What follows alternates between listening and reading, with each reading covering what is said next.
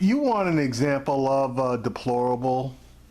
The following clip is going to give you just that. Republican Congressman Robert Pittenger is looking to do damage control after making controversial comments about the protesters in Charlotte. Pittenger, who represents North Carolina, claimed that demonstrators were motivated by hatred of white people, before later looking to clarify his remarks. The greatest in their mind is the animus, the anger. They hate white people because white people are successful and they're not. I mean, yes, it is. It is a welfare state. We have spent trillions of dollars on welfare, but we put people in bondage so that they can't be all that they're capable of being. Now, this is a Republican congressman from the state of North Carolina. So all of you folks that don't believe in voting, this is what happens when you sit your little behinds at home and don't go vote. I think the definition of deplorable fits, but you know, that's just me.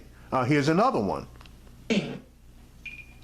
Frankly, I was quoting is what they were saying last night that I observed on your network, and their hatred for white people, and that saddens me greatly. You believe the protesters? You believe the protesters hate white people? No, sir. It's what the comment that they made. I think you'll go back and look at the tapes. The comments that they made on air. And you mean so, the protesters made on air? Yes, sir. I was only trying to convey what they were saying, and yet it didn't come out right, and I apologize. I have many dear friends in the African American community. All right, see, and that's an example of what happens when you get caught saying something that you really believe. So he now has to come out and find those tapes where black people say they hate white people, and guess what?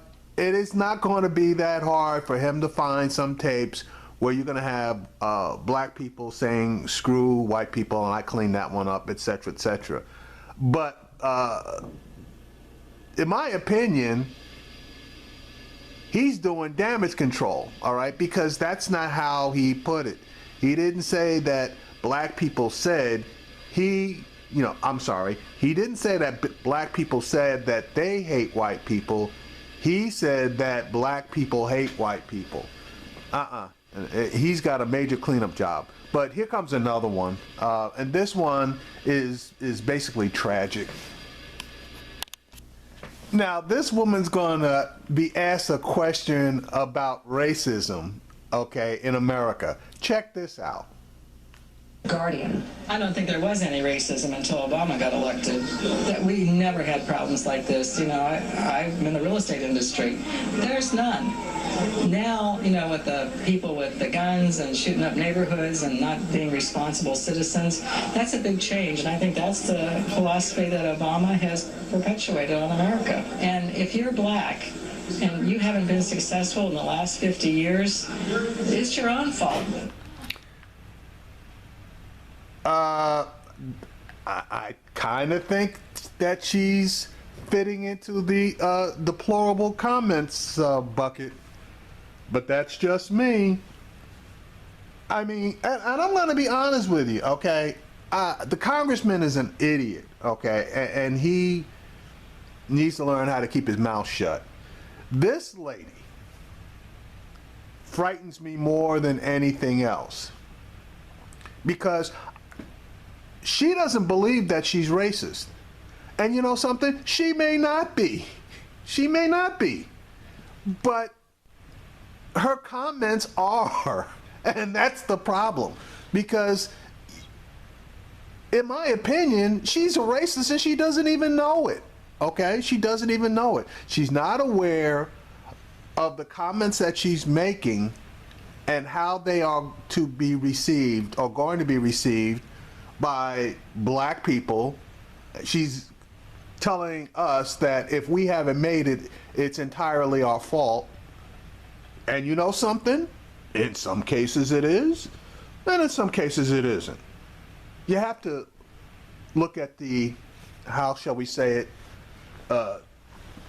total picture and all of the circumstances that are involved to determine whether it's someone's fault, whether they made it or not. You could take two equal people, both doing well.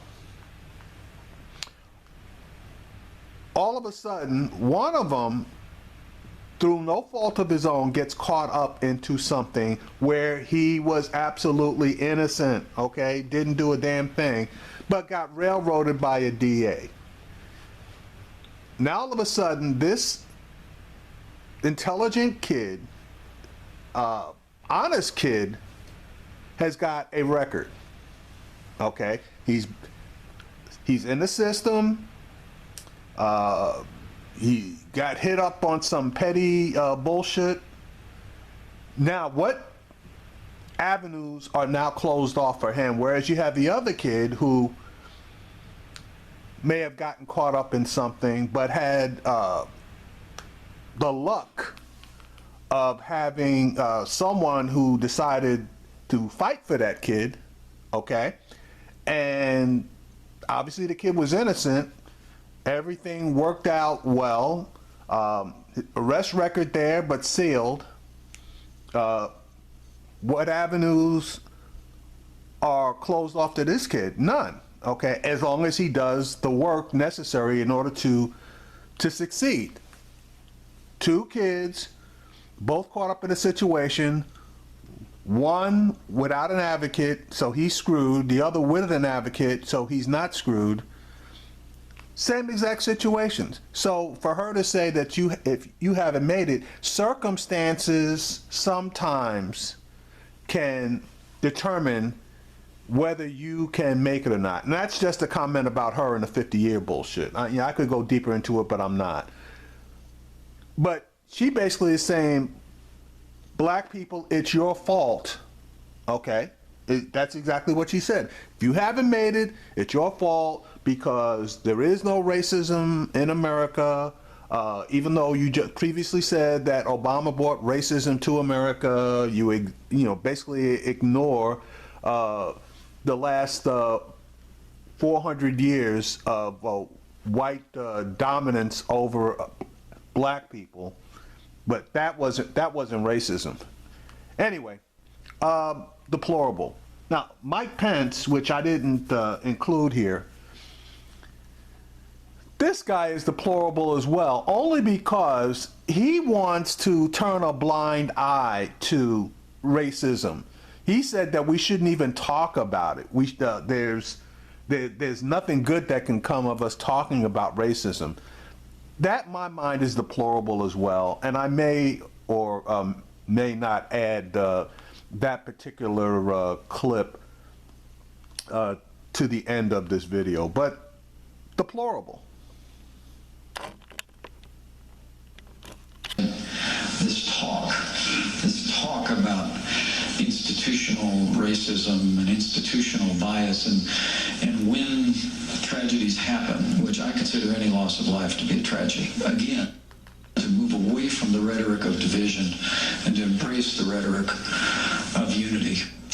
All right, so that's Mike Pence's take on dealing with racism. We don't need to talk about it, to do it. Here's MSNBC's reaction to those two clips. It says a lot about where we are 8 years after Senator Obama was elected president, and our ability to push the reset button in this country is really phenomenal, staggering. Sam Stein actually spoke to, did you speak to her after that interview? Or the reporter? Okay. No, I spoke to her. What? It was wild. First of all, the facial expressions on each of these interviewers as they are being told these things is priceless. As for Kathy Miller, I called her up and I asked her, to elaborate on what she was saying, and she didn't exactly take it back. She tried to explain that she was equating, she said every form of discrimination, racism is not a thing she thinks existed before Obama, because she says discrimination existed, and that by that she meant sexism and racism and all the other types of things. But she firmly believes that there was no discrimination by basis of race in terms of housing policy, policing practices, economic racism, anything It's like your own that. fault line. It is nothing short of stunning to me. And then listen, I think it's racism. It's racism. Sorry. She's a real estate agent in Ohio and a county official for the Trump campaign. So she's not. I'm not excusing it. A congressman who says what he said is another bag entirely, and to act like that was what the protesters were saying when you went and elaborated on it by saying that they're jealous and I think there's a it's bigger welfare state. conversation about what the congressman said. I'm No, going to but be careful. this all goes into a bigger conversation about, we were talking about deplorables a couple weeks ago, right? And clearly Clinton erred in saying 50% and the irredeemable part. But there is racism in this country that people are not exactly confronting, that has been brought up a bit more to the surface by this campaign and a candidacy in specific. And we're not really talking about it in a confrontational way, in a direct way that we should, because we're too nervous to tiptoe around the term deplorable. But that's there. That's there. I'm not sure that was... Okay, go ahead, Well, it's Elise. just the empowerment of the alt-right and the Republican Party this election season. The lunatics are running the asylum. This is unacceptable. Everyone in the Republican Party needs to be saying this is unacceptable. This is not my party. I cannot belong to a party if this is the party we've become. It is absolutely reprehensible and against everything that the Republican Party can and should stand for. Elise Jordan, thank you very much. And before we go to break... All right, so I'm glad I added this to that particular clip.